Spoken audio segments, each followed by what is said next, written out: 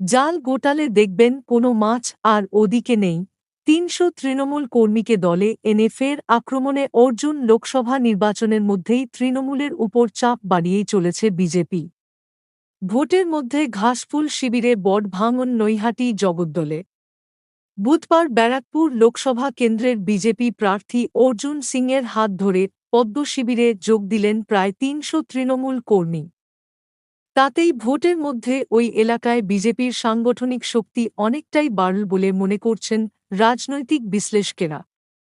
যদিও অর্জুন সিং বলছেন, শেষ দিন যখন জাল গোটাবো সেদিন দেখবেন কোনো মাছ আর ওদিকে নেই। সব এদিকে চলে আসবে। এদিন ব্যারাকপুরের তৃণমূল প্রার্থী পার্থ ভৌমিকের বিরুদ্ধেও লাগাতার তোপ দাগেন অর্জুন। তাঁর দাবি, যাঁরা আদি তৃণমূল, শুরু থেকে তৃণমূল করেছেন, তৃণমূলের জন্য জেল খেটেছেন, আজ তাঁদেরই দলে কোনো পাত্তা নেই। এদিন বাংলার শাসক দলের বিরুদ্ধে সুর চড়িয়ে অর্জুন বলেন, তৃণমূল কংগ্রেস সবথেকে বেশি নৈহাটিতে হারবে।